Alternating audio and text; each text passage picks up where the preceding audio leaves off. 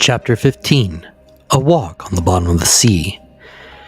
This cell was, to speak correctly, the arsenal and wardrobe of the Nautilus. A dozen diving apparatuses hung from the partition waiting for our use. Ned Land, on seeing them, showed evident repugnance to dress himself in one. "But my worthy Ned, the forests of the island of Crespos are nothing but submarine forests."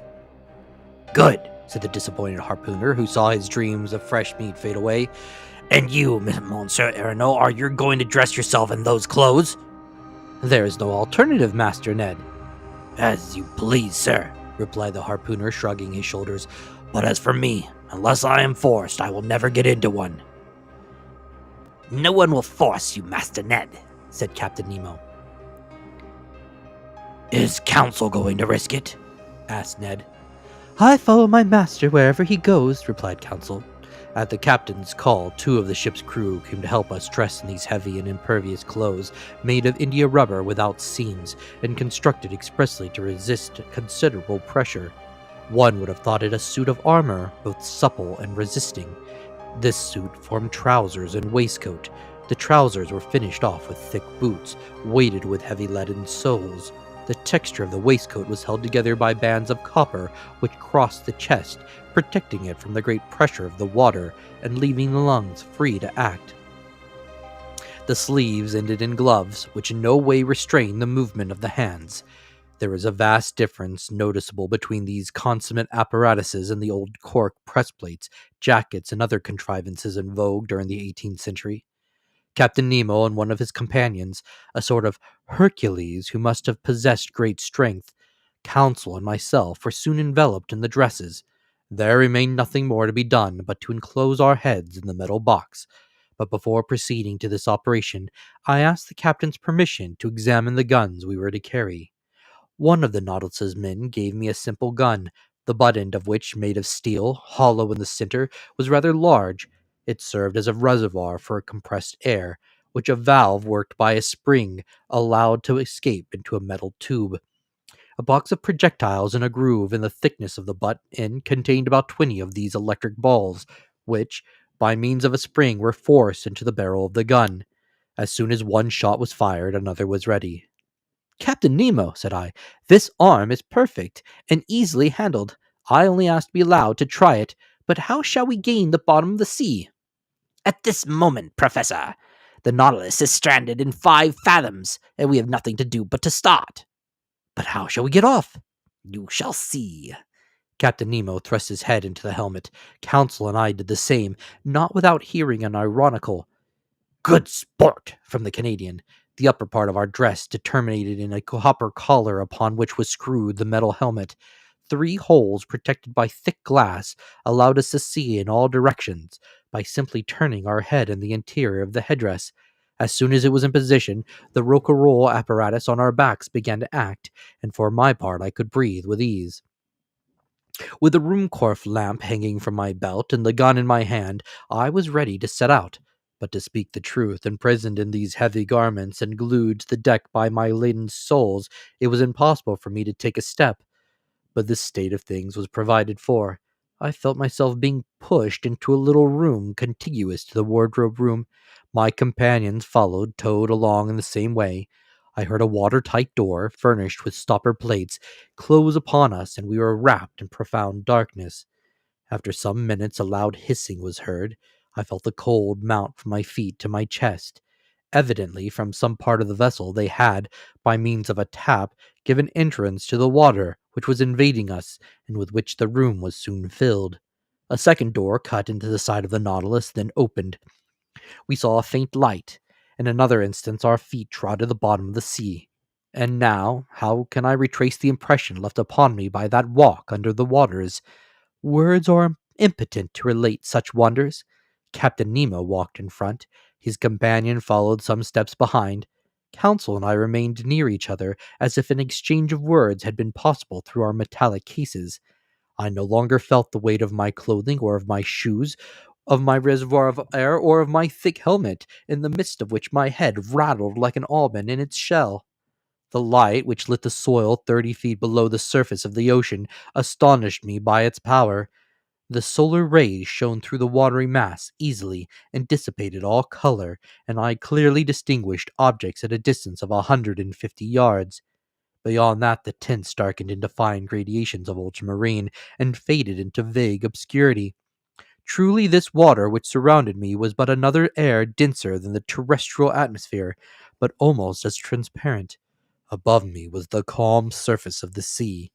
We were walking on fine, even sand, not wrinkled as on a flat shore, which retains the impression of the billows. This dazzling carpet, really a reflector, repelled the rays of the sun with wonderful intensity, which accounted for the vibration which penetrated every atom of liquid. Shall I be believed when I say that, at the depth of 30 feet, I could see as if it was in broad daylight? For a quarter of an hour I trod on this sand, sown with the impalpable dust of shells. The whole of the Nautilus, resembling a long shoal, disappeared by degrees, but its lantern, when darkness should overtake us in the waters, would help to guide us on board by its distinct rays. Soon forms of objects outlined in the distance were discernible. I recognized magnificent rocks hung with a tapestry of zoophytes of the most beautiful kind, and I was at first struck by the peculiar effect of this medium. It was then 10 in the morning. The rays of the sun struck the surface of the waves at rather an oblique angle, and at the touch of their light, decomposed by refraction as through a prism, flowers, rocks, plants, shells, and polypi were shaded at the edges by the seven solar colors. It was marvelous, a feast for the eyes. This complication of colored tints, a perfect kaleidoscope of green, yellow, orange, violet, indigo, and blue. In one word, the whole palette of an enthusiastic colorist. Why could I not communicate to Counsel the lively sensations which were mounting to my brain, and rival him in expressions of admiration? For aught I knew, Captain Nemo and his companion might be able to exchange thoughts by means of signs previously agreed upon. So, for want of better, I talked to myself. I declaimed in my copper box which covered my head, thereby expending more air in vain words than was perhaps expedient.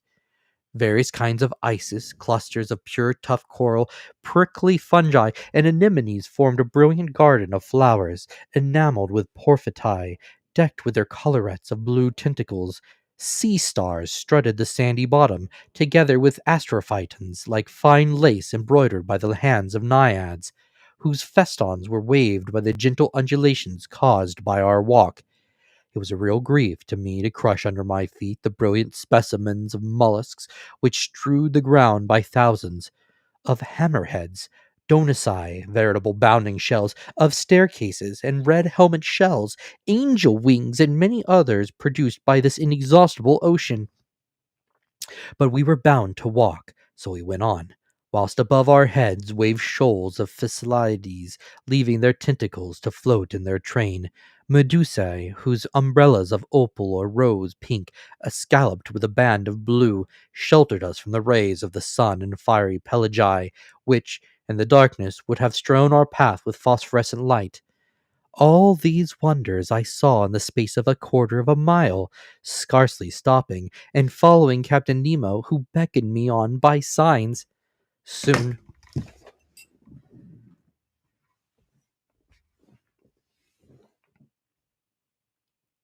Soon the nature of the soil changed. To the sandy plain succeeded an extent of slimy mud, which the Americans call ooze, composed of equal parts of silicious and calcareous shells.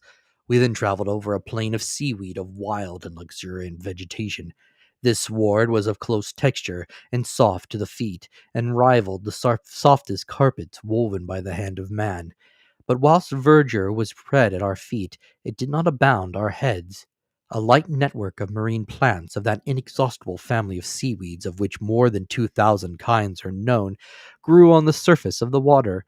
I saw long ribbons of fucus floating, some globular, other tuberous, leucinae and clodistaphy of most delicate foliage, and some rhodomininae, palmatae, resembling the fan of a cactus. I noticed that the green plants kept nearer the top of the sea, whilst the red were at a greater depth, leaving to the black or brown hydrophytes the care of forming gardens and parterres in the remote beds of the ocean. We had quitted the Nautilus about an hour and a half. It was near noon. I knew by the perpendicularity of the sun's rays, which are no longer refracted. The magical colors disappeared by degrees, and the shades of emeralds and sapphires were effaced. We walked with a regular step, which rang upon the ground with astonishing intensity. The slightest noise was transmitted with a quickness to which the ear is unaccustomed on the earth. Indeed, water is a better conductor of sound than air, and the ratio of 4 to 1. At this period, the earth sloped downwards. The light took a uniform tint. We were at a depth of 105 yards and 20 inches, undergoing a pressure of 6 atmospheres.